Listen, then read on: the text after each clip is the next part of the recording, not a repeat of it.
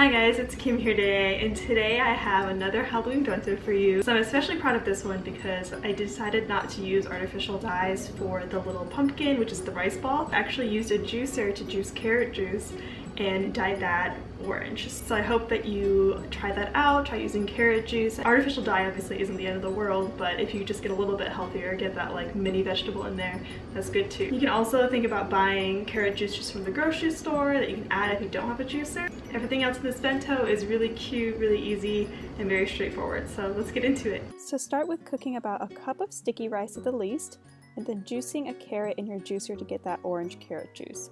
Feel free to also buy the carrot juice from the store if you don't have a juicer yourself. Once the rice is cooked, you want to pop it into a bowl and then add a little bit by little bit of the carrot juice just to see how much orange you can get out of it. You don't want to put too much orange juice in there because it will get a little too soggy, so you just want to make sure that the rice can still stick together with the amount of carrot juice that you end up putting in there. And the carrot juice will give it a nice sort of nutty and vegetable taste to the rice, but it won't actually make your rice ball taste too much like carrot, so don't worry about that. I'm adding a pinch of salt just to give it a little more flavor. Once your rice is seasoned and in the color orange that you want to gently place it in your hand and roll it into a rice ball.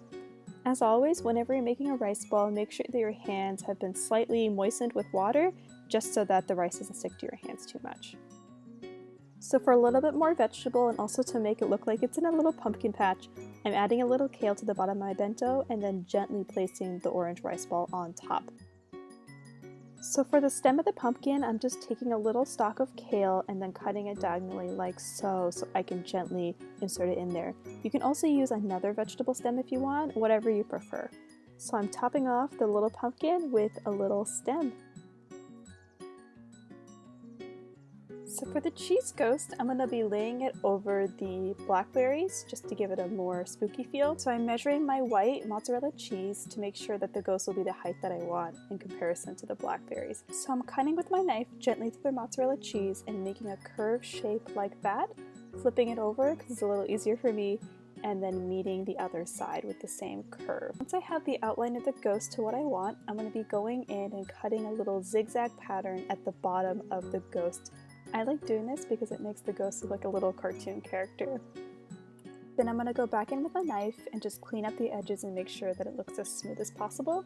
And then going in with the oval shaped cookie cutter to make the eyes in the mouth. If you don't have a cookie cutter, feel free to use a straw or your knife or whatever other kitchen appliance you have. As a last step, I'm going to put it on top of my blackberries.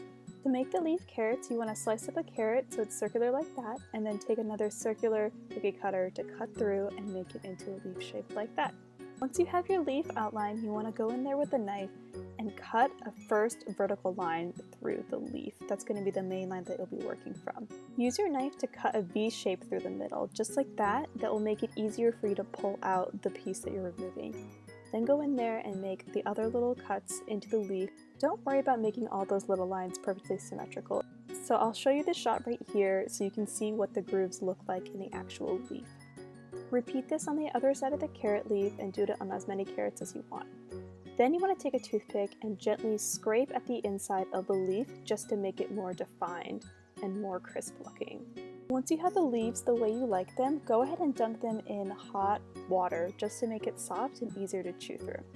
Then gently place the leaves anywhere you want in your bento.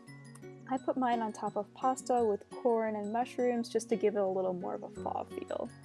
Alright guys, I hope you enjoyed that Halloween bento. I hope that you've tried the other ones that I've posted, and please do tag me on Instagram if you enjoyed any of these recipes and recreate them. So I'll see you guys next time. Bye!